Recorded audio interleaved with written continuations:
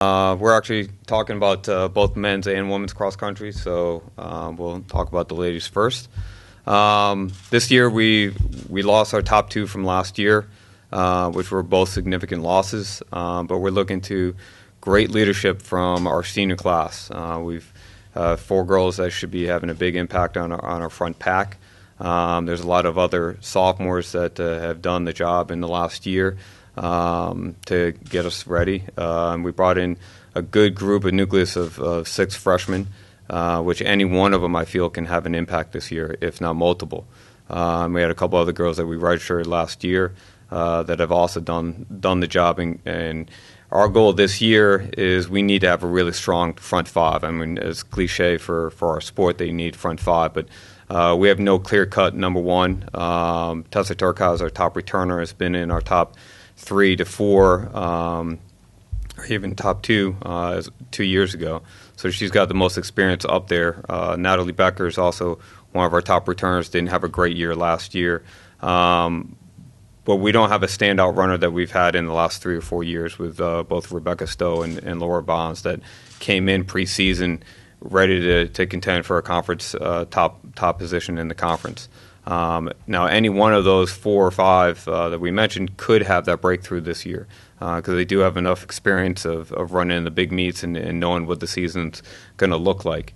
So we're looking forward to a strong 5 running a lot closer together than we did last year or probably in the previous few years. The conference for both men and women is outstanding. Big 12 conference is one of, if not, one of the top 2, if not the best conferences out there, both for track and field and for cross country. So it's always going to be tough from that standpoint. But our goals is always to put ourselves up high in the conference and try and get a NCAA bid for both the men and the women. And you have to do that with a very close top 5.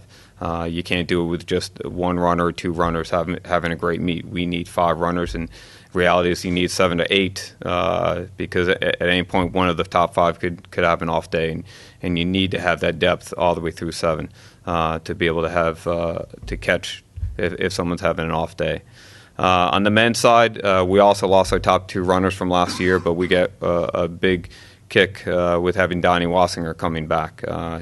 His loss last year was tremendous in terms of our team success last year. We could have been a lot better having Donnie out there, but in a lot of ways it helped the team become a lot better because his leadership out there leading the pack wasn't there, and the younger athletes had to have they had to step forward and they had to learn on their own. And our returners this year have really stepped up. The commitment that our sophomores and freshmen from last year that they have put forward in the last 12 months have been tremendous, and they've really stepped up the game.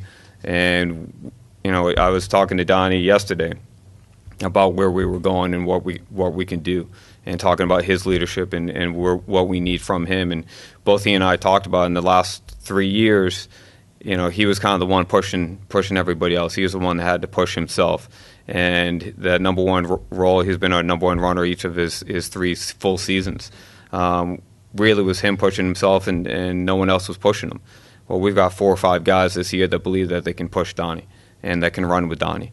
And his role of being our number 1 runner is not guaranteed. And but we still expect him to be there. But the great news is we got 4 or 5 or 6 or 7 other guys that feel like they can be there, and that's going to give us the best opportunity to have a great year this year with the men's program.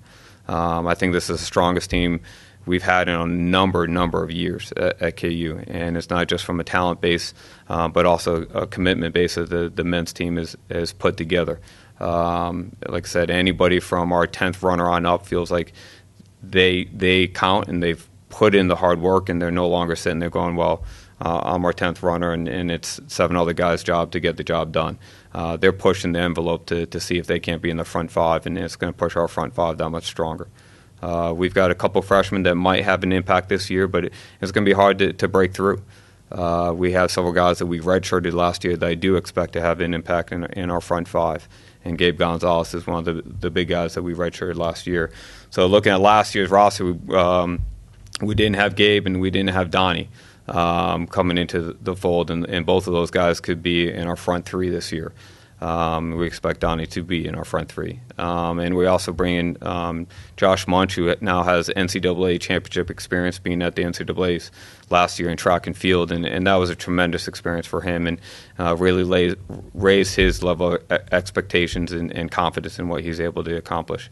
And then Josh Baden is another great returner who has really worked hard over his 4 or 5 years, a guy that scrapped to make the roster and is now our top returner from last year's roster and had a great season last year. So anybody have any questions about either the men's or the women's program?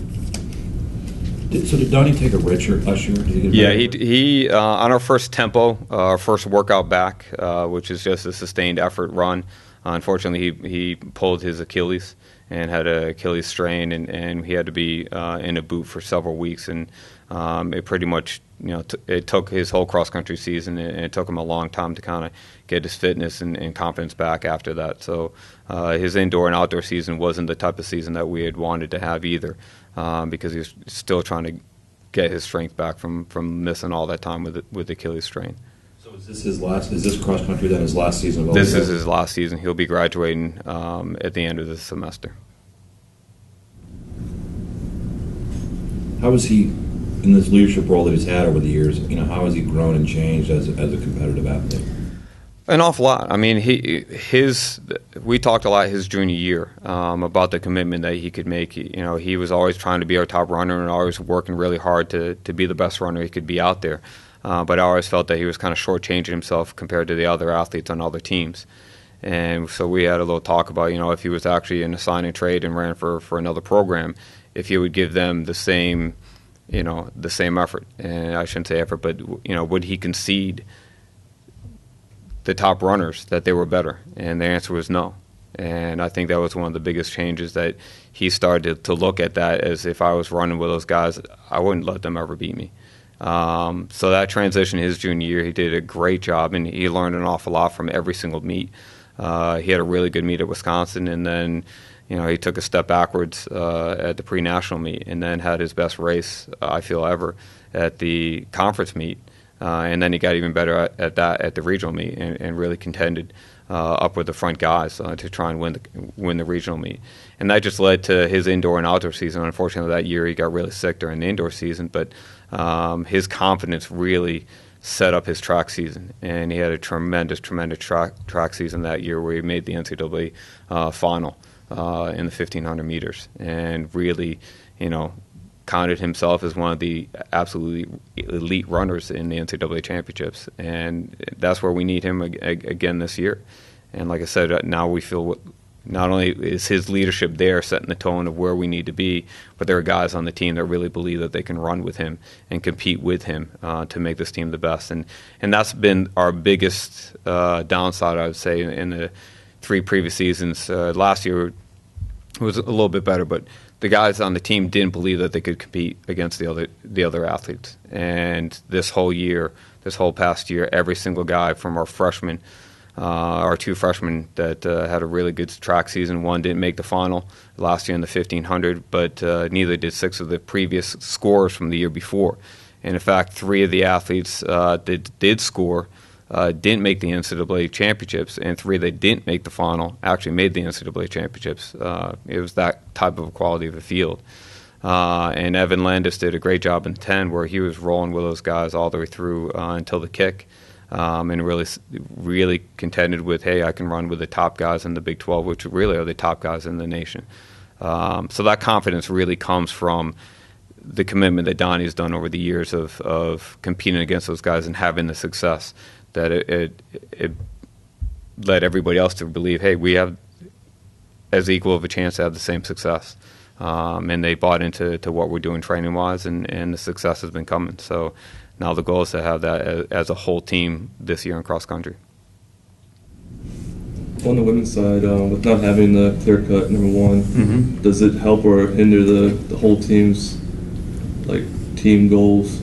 It can do both. It really can do both. The fact that sometimes when you have that clear-cut number one, kind of where Donnie was a couple years ago, and to some extent where Lauren Bonds was a couple years ago, others kind of they give it away.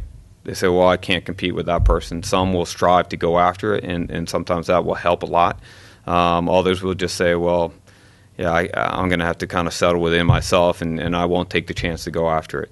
When you don't have that clear cut, now everyone's pushing to try and be that number one runner, and everyone's starting to realize, we need to work together and have a really tight front 1, 2 to 3.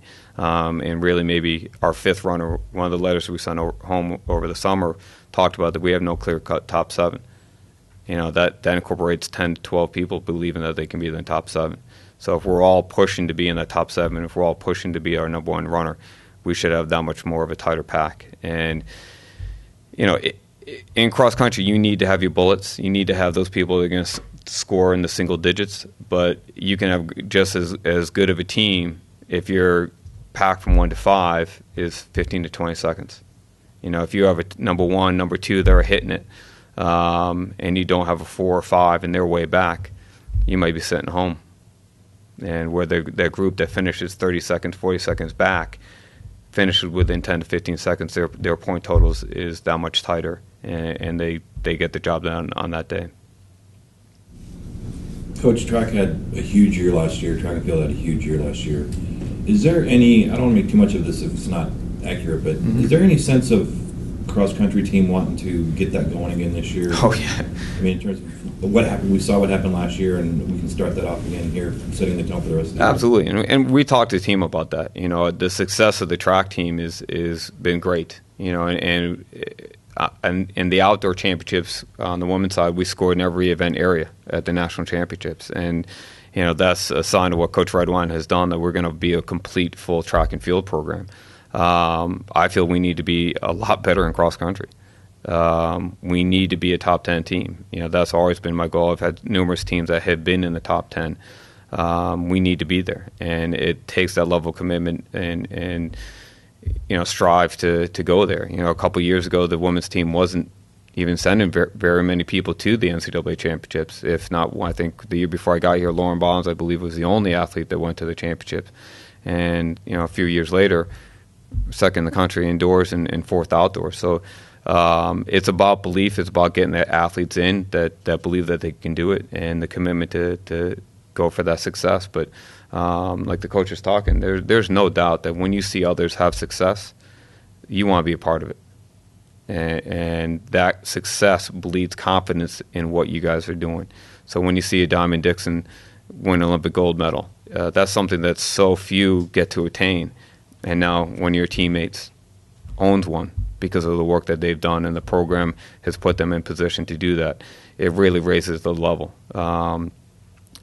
Coach was also talking about the first time you get to the national championship. It's hard to do that.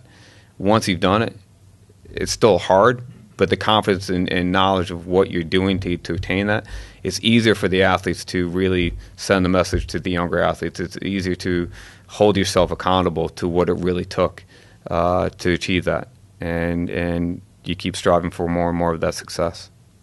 Like Whit said, our goal right now is to pack run, and we've been doing it amazingly. So hopefully that'll transfer into meets and workouts and really excel us. I honestly think it does. I think if anything, it helps us more because there isn't that clear cut, like he said. So it's not like you're settling and being like, well, she has it, or she's going to take that spot and I can't be there. It's one of those things where we all want to take that spot and we're all there together. And I know there is a big group of us returners, like you said, us seniors. All 4 of our seniors want to take that spot and be there. So we're going to work as hard as we can to get to that spot. So I think it's a good thing. And then if we're all there together, top 5 counts. If the top 5 are there pushing each other within 15, 20 seconds, that's what's going to bring us to a good season. Last year when I got hurt, it definitely was a change. Kind of had to reevaluate my role on the team when I wasn't able to actually be out there running with the guys, running with the team. So I ended up biking a lot with the team and just being there with them, and being able to help motivate them and things like that throughout the year. But it is really nice to be back and get out and do these long runs with the guys because, I mean, last year during indoor and outdoor tracks, not quite the same as cross country. So cross country is a lot of fun. I look forward to it every year, and looking forward to this year for sure. Yeah, I mean, it's got to make me push a little harder, I guess, train a little harder, and give the extra effort, I suppose. I've always tended to